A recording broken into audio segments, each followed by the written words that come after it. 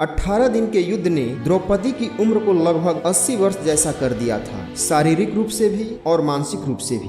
शहर में चारों तरफ विधवाओं का बाहुल्य था।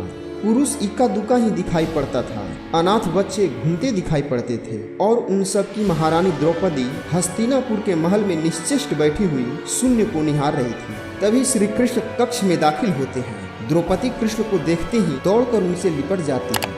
कृष्ण द्रौपदी के सिर को सहलाते रहते हैं और रोने देते हैं। थोड़ी देर में कृष्ण द्रौपदी को खुद से अलग करके समीप के पलंग पर बैठा देते हैं। द्रौपदी ने कहा, यह क्या हो गया केशव, ऐसा तो मैंने नहीं सोचा था।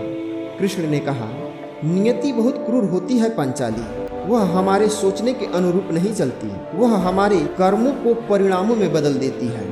द्रौपदी, कभी भी युद्ध किसी समस्या का समाधान नहीं होता, अपितु युद्ध स्वयं ही एक समस्या बन जाता है। तुम प्रतिशोध लेना चाहती थी और तुम सफल हुई द्रौपदी।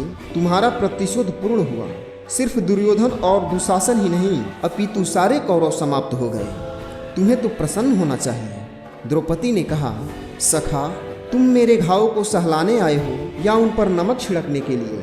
कृष्ण ने कहा, नहीं द्रौपदी, मैं तो तुम्हें वास्तविकता से अवगत कराने के लिए आया हूँ। हमारे कर्मों के परिणाम को हम दूर तक नहीं देख पाते हैं और जब वे समक्ष होते हैं तो हमारे हाथ में कुछ नहीं रहता।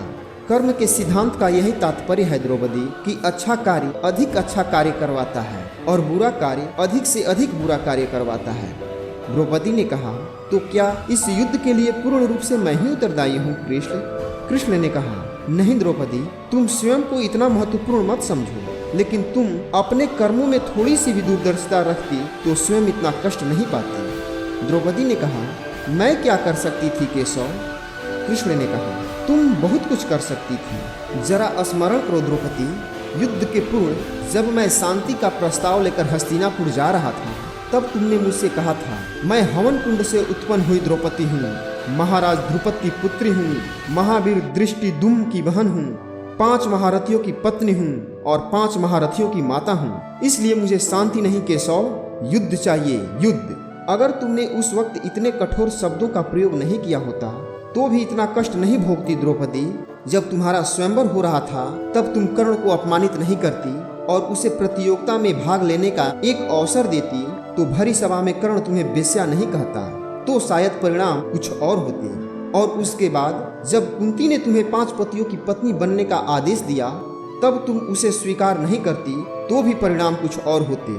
और उसके बाद तुम अपने महल में दुर्योधन को अपमानित करते हुए यह नहीं कहती कि अंधों का पुत्र अंधे होते हैं, तो उस अपमान के बदले में दुर्योधन तुम्हारा चिरहरण नहीं करता, तब भी शायद परिस्थितियां कुछ और होती।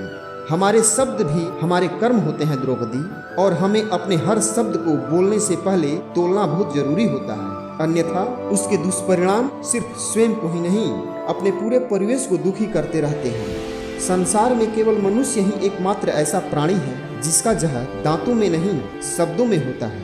इसलिए शब्दों का प्रयोग सोच समझकर करना चाहिए।